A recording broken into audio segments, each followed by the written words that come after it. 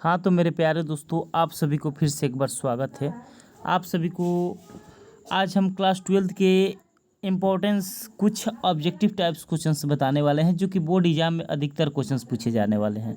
तो देखिए, फिजिक्स का आज हम चैप्टर 15 को स्टार्ट करने वाले हैं, जो कि बोर्ड एग्जाम के व्यू से देखा जाए तो इम्पोर्टेंस है। अब देखिए, यहाँ पे पहला पॉइंट है, चैप्टर का नाम है संचार व्यवस्था, और संचार व्यवस्था को अंग्रेजी में बोलते हैं कम्युनिकेशन सिस्टम।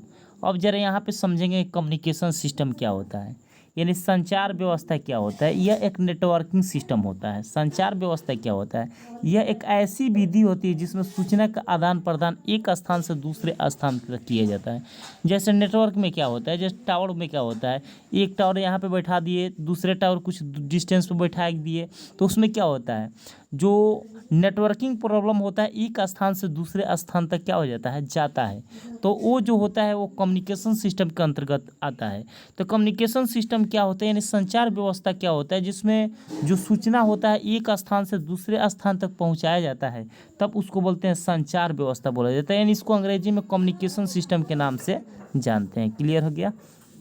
अगला पॉइंट की बात करते हैं, संचार व्यवस्था की मतलब एलिमेंट ऑफ कम्युनिकेशन सिस्टम, यानी जो कम्युनिकेशन सिस्टम के कुछ एलिमेंट होते हैं, जो 3 होते हैं। एक होता है ट्रांसमीटर होता है, रिसीवर होता है, और अभिग्राही होता है। मान लेते हैं रिसीवर का काम यह होता है, रिसीव करके ट्रांसमीटर को देता है, और ट्रांसमीटर जो होता है एक दूसरे को डायरेक्ट प्रोवाइड कर देता है, जिसको अभिग्राही बोला जाता है। ठीक है। अब देखिए यहाँ पे बैंड की चौड़ाई, यानी जो वाक सिग्नल जो होता है, यह 300 से 3100 मेगाहर्ट्ज यानी हर्ट्ज के बीच होता है। और टीवी सिग्नल का जो बैंड की चौड़ाई होता है, कई बार बोर्ड एग्जाम में पूछ चुका है, टीवी चैनल का बैंड की चौड़ाई होता है 4.2 मेगाहर्ट्ज होता है, 4.2 मेगाहर्ट्ज होता है। क्लियर हो गया। अगले पॉइंट की बात करते हैं, संचार माध्यम की बैंड की चौड़ाई। अगर आयाम मॉड्यूलेशन का जो प्रसार की अगर बात करते हैं, यानी आवृत्ति की बात करते हैं, तो आयाम मॉड्यूलेशन का जो प्रसार होता है यह 540 से 16 गीगा हर्ट्ज होता है, किलो हर्ट्ज होता है। अगर एफएम यानी फ्रीक्वेंसी मॉड्यूलेशंस की बात करते हैं, यानी एफएम का जो रेडियो हम लोग सुनते हैं, तो देखिएगा यहाँ पे 88 से 108 तक लिखा रहता है। तो क्या होता है, आवृत्ति होता है। जैसे 88 से, जैसे मान लेते हैं 88 पर ओके करेंगे, तो जो पास में कम्युनिकेशन सिस्टम होगा वो पकड़ लेता है, जो आवृत्ति होता है वो पकड़ लेता है। जैसे 88 89 कर दिए तो दूर रहेगा तो थोड़ा बहुत झिनझिनाने लगता है। यानी कहने का सेंस यह है कि एफएम मॉड्यूलेशंस की जो फ्रीक्वेंसी होती है 88 से 108 मेगाहर्ट्ज तक वर्क करता है। अगर ऊंची आवृत्ति की बात करते हैं तो 47 से 230 मेगाहर्ट्ज तक होता है।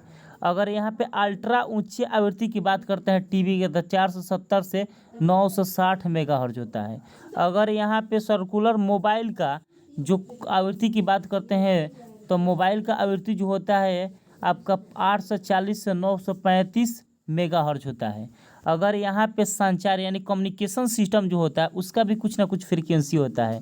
तो ऑर्कुलित का जो होता है 5.9 से 6.2 हर्ट्ज होता है। और यहाँ पे डाउनलिंक की बात करते हैं तो 3.7 से 4.2 गीगा हर्ट्ज होता है। ये फ्रीक्वेंसी याद रखेंगे, ऑब्जेक्टिव में डायरेक्ट पूछ देता है कि टीवी प्रसारण की आवृत्ति क्या होता है, तो 88 से 108 मेगाहर्ट्ज होता है।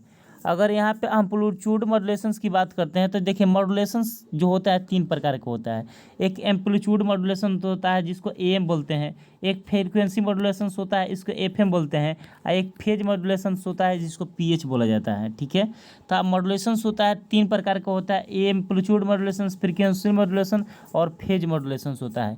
तो यहाँ पे मॉड्यूलेशंस इंडेक्स की बात करते हैं तो EM बटा यहाँ पे क्या होता है, EC होता है। ठीक है। ये मॉड्यूलेशन इंडेक्स का सूत्र होता है, जैसे कि आप लोग को कम्युनिकेशन सिस्टम में प्रूव करा चुके हैं कि कैसे आता है, क्यों आता है, क्या रीजन है, क्या पर्पस है। तो MA बराबर मॉड्यूलेशन इंडेक्स को हम MA से डिनोट करते हैं। तो MA बराबर MX माइनस M मिनिमम, और MX प्लस क्या, M मिनिमम। क्लियर हो गया। इतना पढ़ लेंगे तो काफ़ी है बोर्ड एग्जाम के लिए देखा जाए तो। चलिए मेरे प्यारे दोस्तों, आज इतना ही रहने देते हैं।